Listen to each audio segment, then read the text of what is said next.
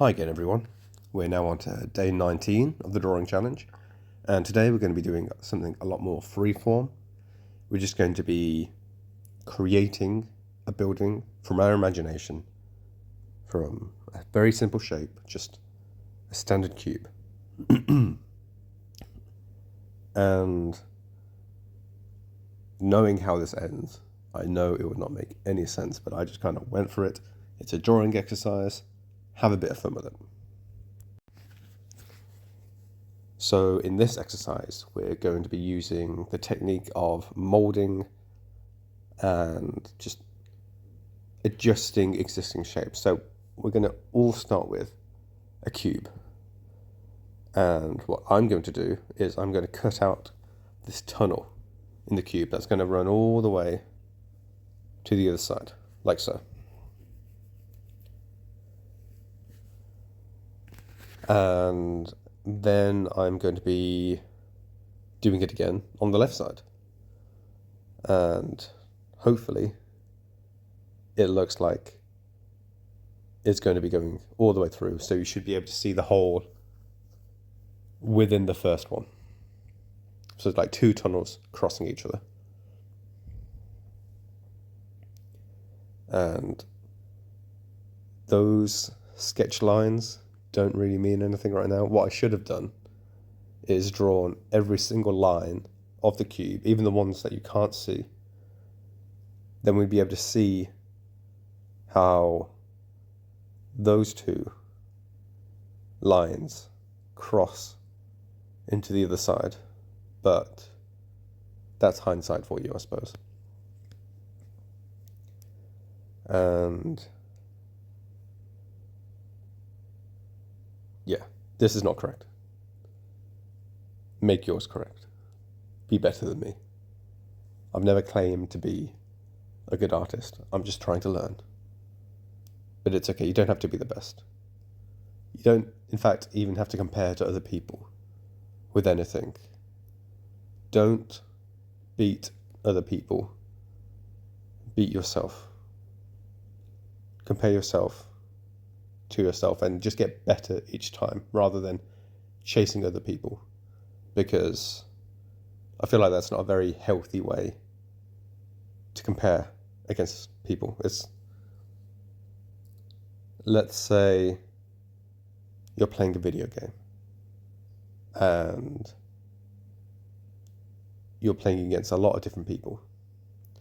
There's always going to be someone better than you, and I don't want you to be discouraged if there happens to be someone better than you, because you will only notice those people. You will never notice the people who are worse than you.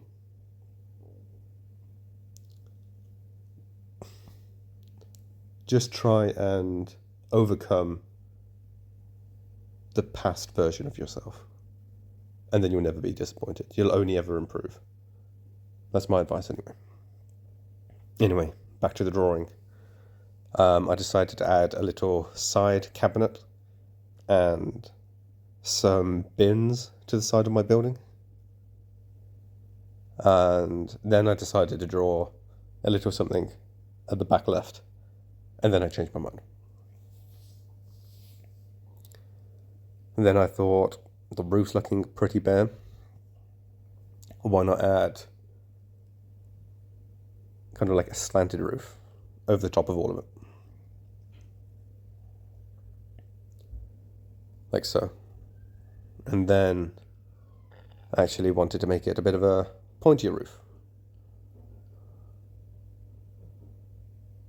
And this is, in essence, creating from nothing. You start with something simple and then you just keep on building on top of it. This probably isn't the best example of it, but it's about learning the process and get comfortable doing things you're not used to. Constantly try to do something new. Like, I've decided to make these corners curved for some reason. This can be applied to anything. If you wanted to create, let's say, a fantasy creature, you could start with I don't know, a mouse or something. And then you just use this technique, let your imagination flow, and you can just slowly add different things to the creature. Maybe this mouse has got, I don't know, a mullet, or happens to have 2 extra pairs of arms. And then you'll just snowball into something completely new, invented by yourself. And I think that's something really special. It's certainly something that I'm going to be doing a lot more in the future. And what I intend to do is just create a sphere and then just build upon that. Maybe the sphere is going to have a cowboy hat on. And it's not a sphere, it's an ice cream. So it's an ice cream cone with a hat and maybe a deputy badge. Just what I'm trying to say is just explore what you're not comfortable with. And for some reason, for me, that meant putting an observation orb on the top of this pointy house, I guess. Yeah, obviously I'm not being the most eloquent, but I'm still trying to send a message. I guess what you could attempt to do is invent a new kind of plant or a new kind of flower. That could be quite a good exercise for just learning the technique of using your imagination to draw.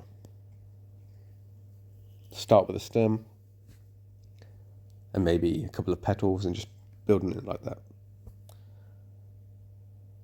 I'm not the most creative person. I'm often known as quite a logical, scientific person, especially with my job. And maybe that's why I've decided to go onto this journey with all of you. It's because I want to get to know my creative side. And this has actually helped a lot. I found myself doodling a lot more and just, being more creative. And it's making me see everything in a lot more fun way.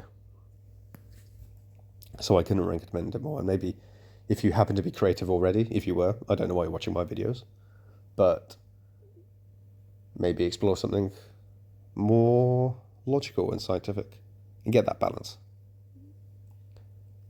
Then again, maybe you should listen to me. I have no idea what I'm talking about. And as such, I've now decided I want this house to be on the top of the mountain. But if this is on the top of the mountain, the side shed and those bins technically don't have anything to rest on. So I'm going to draw an extended platform being held up by a stick.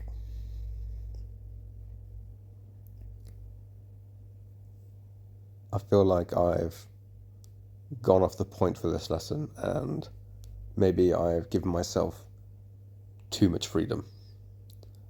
But there's our platform, I guess.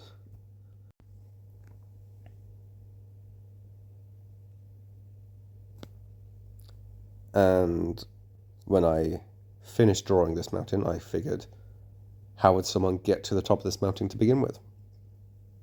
So then I decided to draw a bridge leading from, let's call it an entrance, to where we're looking from. And at this point I realized I don't know how to draw bridges. But hopefully it gives the impression. It's been a weird day, and it's been a weird drawing. But in a weird way, I had quite a lot of fun, just letting loose and drawing whatever came first to my head. And I think that's quite an interesting lesson in itself. So maybe instead of doing what I do, just let your imagination flow in today's art lesson and just have a bit of fun. As always, thank you for watching, and I'll see you all tomorrow.